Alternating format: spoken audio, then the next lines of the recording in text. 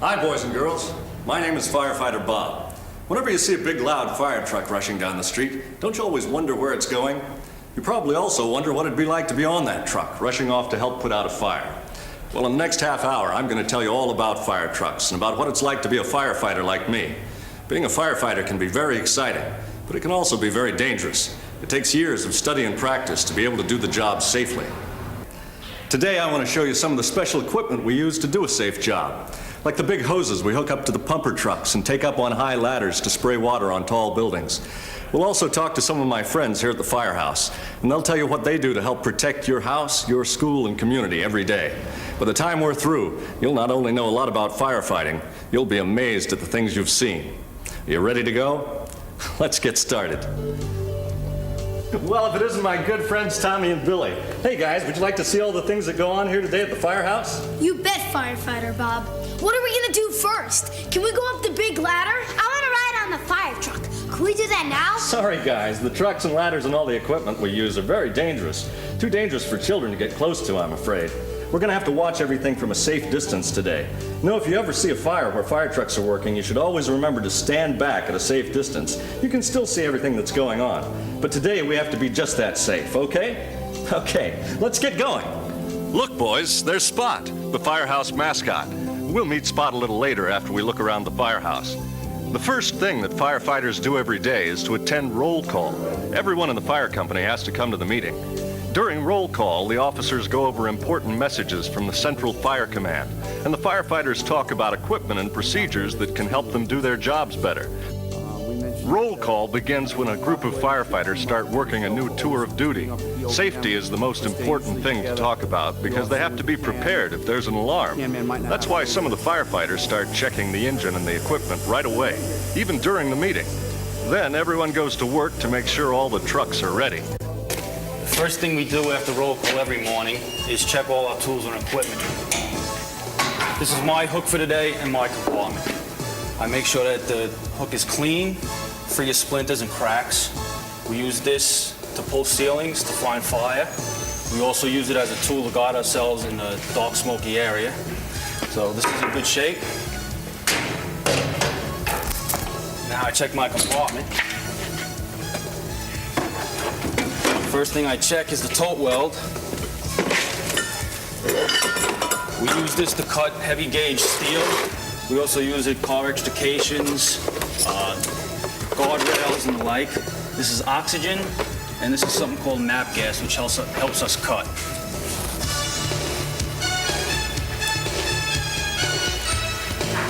You can tell by the color of the cones and the flame that it's in good working order. I can shut it down.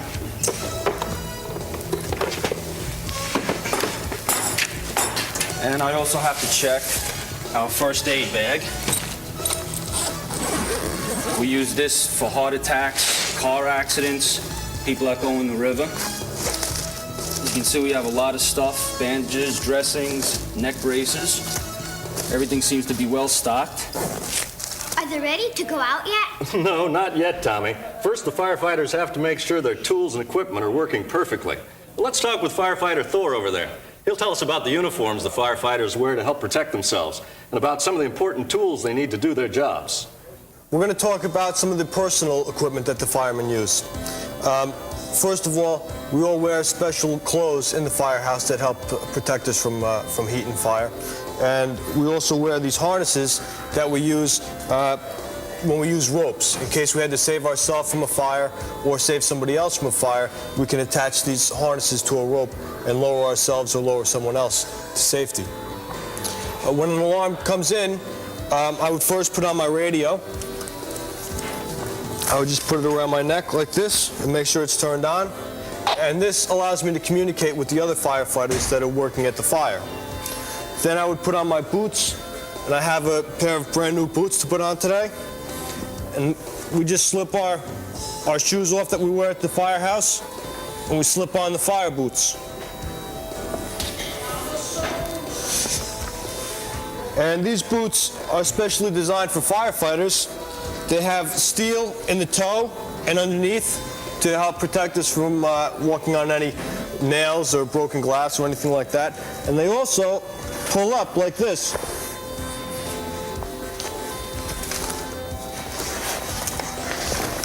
High up on our legs. And this protects us from hot water and broken glass and nails and that sort of thing when we're crawling around inside of fire. Then I would put on my coat. It's a very big, heavy coat, made of very special material to help keep firefighters safe. And it snaps up like this.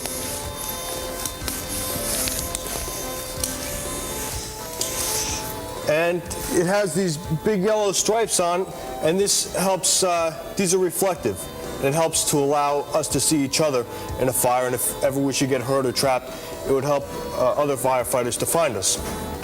Then I would put my flashlight on, because it's very dark. Even in the daytime with all the smoke, it's very dark in fires. Make sure it works. Then I have my fire gloves. These are also special for firefighting. They help protect us from steam and water burns, as well as from touching anything that was hot or sharp. And then I would put on my helmet. And the helmet also has yellow stickers on it that reflect to help see each other. And it has a number, the number of our company, and that allows us to identify each other at fires. It also has eye shields that come down in front to help us help protect our eyes. And it has a liner inside that comes down. These flaps come down to help protect our ears so our ears don't get burned. So we're pretty well protected. Then after we got to the fire, I would put my air mask on because there's a lot of very dangerous gases in fires. The gas and the smoke is very dangerous. It goes on like this. And it has a belt to go around my waist.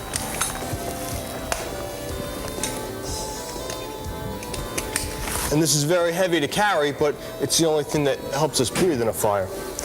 And when we got close to the fire, I would turn it on, and it's going to make a noise. And that lets me know that it's working. And that noise also lets me know if it starts to run out of air. If it starts to run out of air, it makes that noise and it tells me to get out. When we put it on,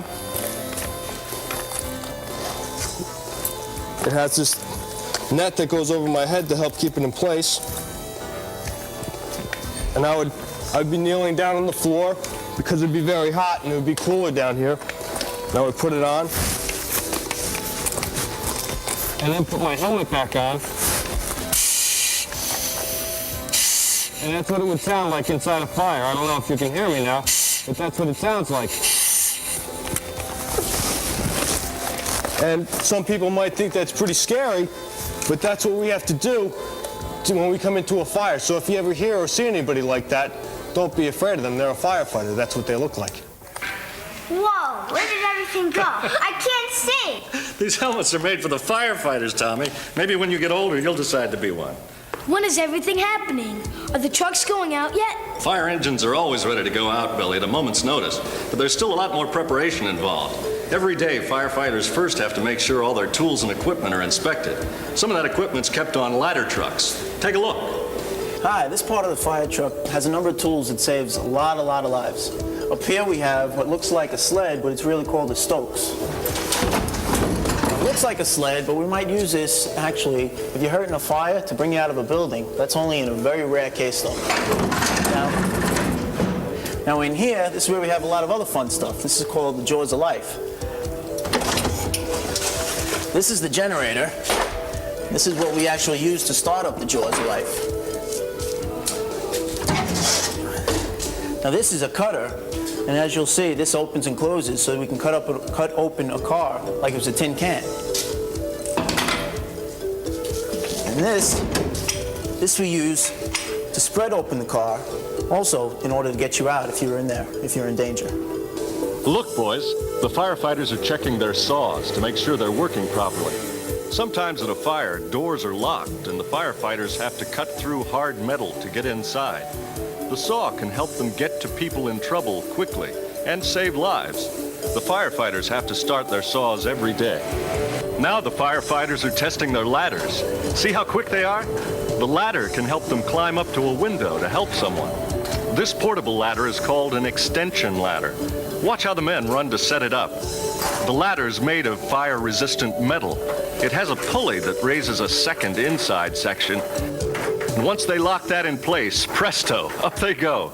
It takes very little space on the truck, but when it's extended, this tool becomes a long, sturdy ladder.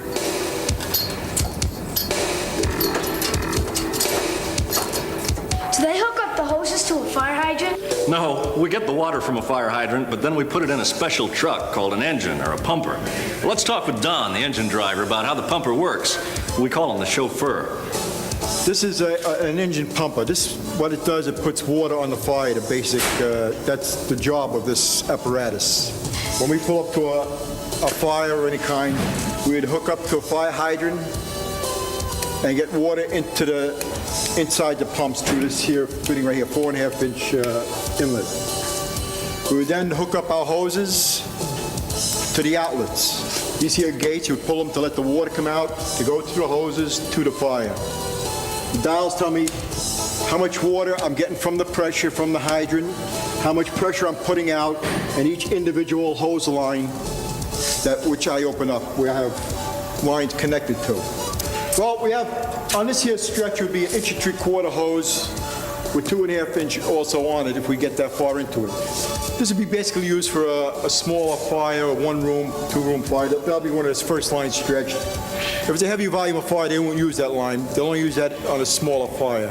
Otherwise, you use a 2.5-inch line, which you would get more water out of, which is the main thing. The more fire, the more water you want to put out onto it. And you would hook it up to either gate. You'd have the right fitting onto it. This is hooked up the 1.75-inch would go onto this one naturally. You see the smaller fitting there, so that would be for the smaller hose. This one's hooked up for a Siamese stretch to a large high-rise building. We would supply the Siamese outside in front of the building. You would see it's to use a larger hose because you want more water going into that hose. So you use a 3.5-inch hose for that, and that would go onto that.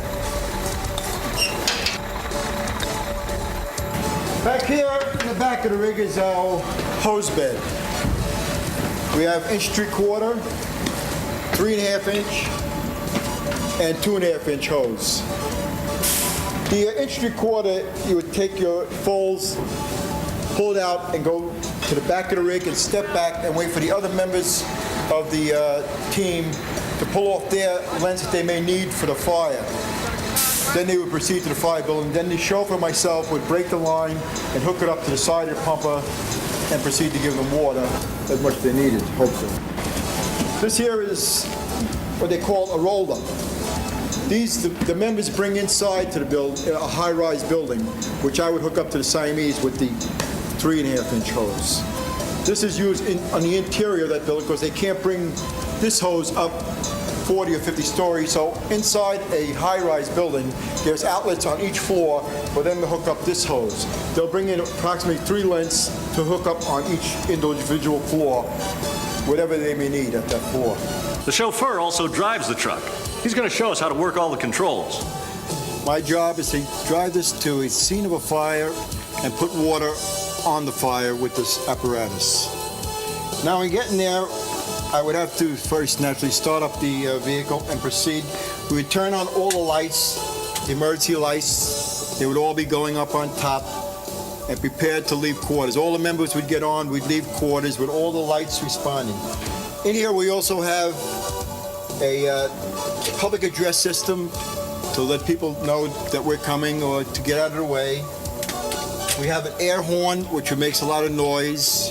You've probably heard in the streets when you've seen fire engines go by. We have sirens that make many different types of noises. We have many lights that'll flash on and off, so we are very colorful coming down the block.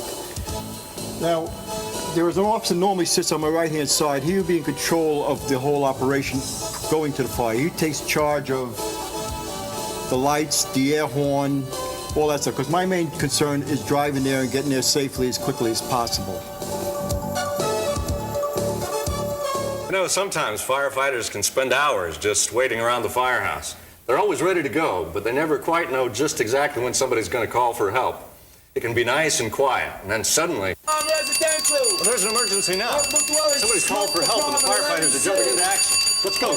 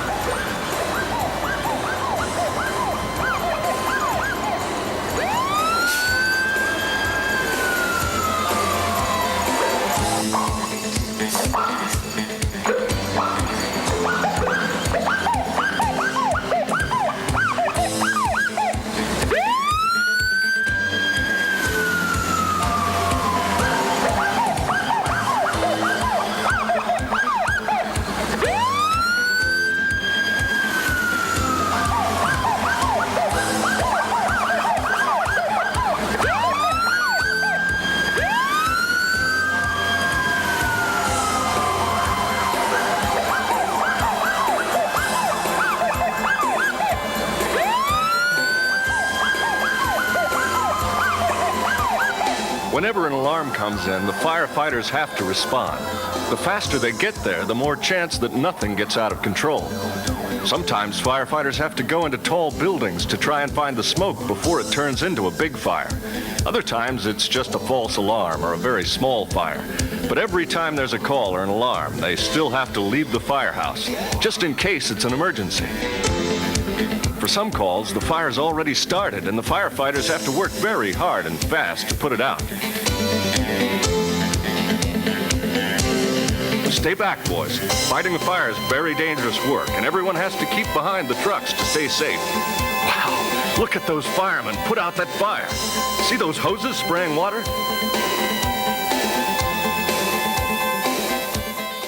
Guys, one of the most important pieces of firefighting equipment is a ladder truck. It has a bucket that can spray water directly into a fire, and it can help save people that might be trapped inside a house or a building. And each ladder truck has a supervisor who makes sure everyone does their job. Lieutenant Kozlowski's in charge of this truck today. I'm the officer on duty in the ladder company today, also known as the truck company. Most firehouses have two different kinds of apparatus. One of them is an engine. An engine is equipped with hoses, and it has its own pumps. The pumps pump the water to the hose, and the hose puts the fire out. Our ladder company is a little different than that. Basically, in a nutshell, is we would do everything else but that. We bring the tools to the fire operation.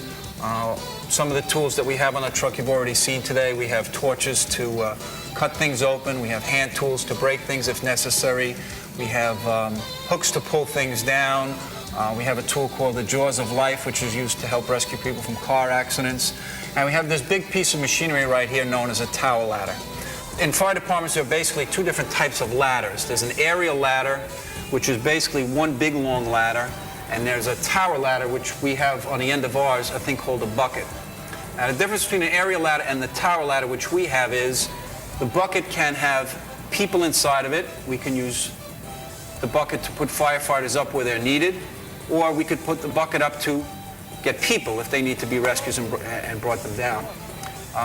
One of the most versatile jobs that the tower ladder can do is although we can't pump our own water, we need the engine to give us water, we can take this long ladder on top of the truck and extend it up to 75 feet high and use it for what we call an outside stream, like a large outside hose streams to put out fires from the outside. When we arrive at a scene, the first job of the officer, myself, and the firefighter assigned to drive, who's known as the chauffeur, our initial job is to position the apparatus. Once the apparatus itself is in position, the firefighter, who's the chauffeur, assisted by one other member of the firefighter, usually the man assigned to the outside vent position, they will come around and on all four corners of the truck, two in the front and two in the very back, there are four stabilizers called jacks. The jacks actually come down out of their supports, go down, and actually contact the ground and push the ladder up somewhat, push the whole apparatus up off the ground. There are also two large, what they call outriggers, which are positioned right there, a thing that looks like a big foot. And when a switch is engaged, a hydraulic switch, that stabilizer will come down and also contact the ground and pick the ladder up off the ground. And the reason why it has to be done is the whole truck literally has to be off the ground by, a few inches to stabilize the whole apparatus so that you could use the bucket at an elevated height.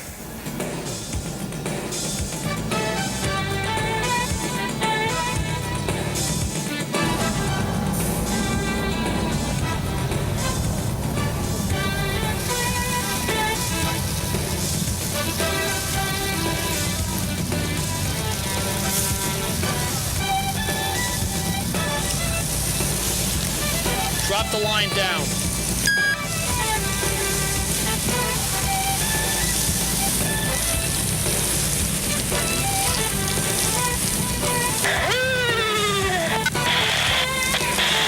The primary job of a ladder company is to save life.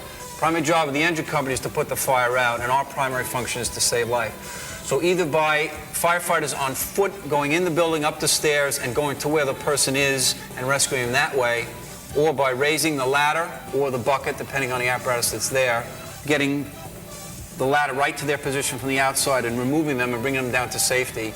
Hopefully they'd feel pretty good about us arriving because we can rescue them and get them to a position of safety. I thought firefighters only put out fires. You mean they do other things too?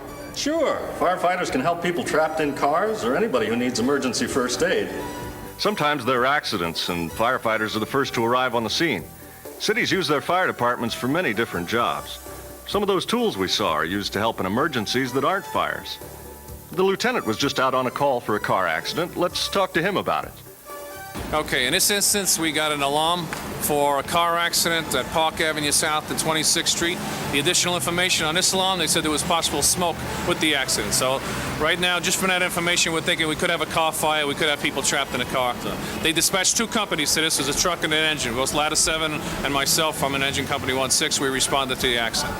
At the arrival on the scene, police department was already there. There was indeed a car accident, two cars involved. Minor injury to one person we found at the scene. Turned out there was no smoke in this instant. It was just coolant, antifreeze, so it was more or less overheating.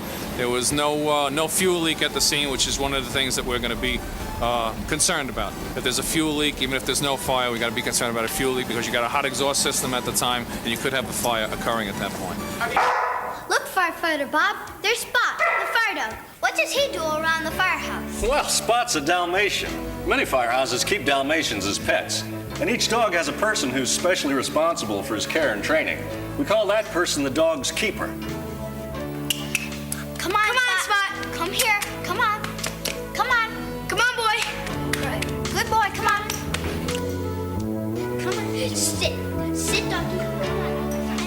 Sit. First you have to sit. Yes. Good dog.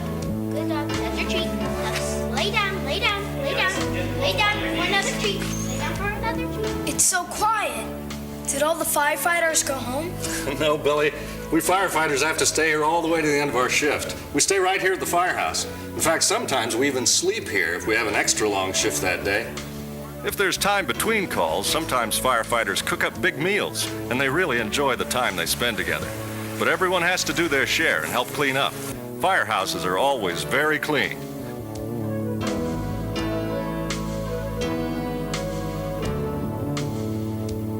Sometimes the firefighters watch training programs to educate themselves and help them do their jobs better. But no matter what they're doing, if that call comes in, they all have to get up and go right away. That was great, firefighter Bob. We want to be firemen. What can we do? Well, you're both still a little young yet. But in a few years, who knows? We've learned a lot here today, but now it's time to say goodbye. Hey, look, here goes some of our firefighters off on another job. Let's watch.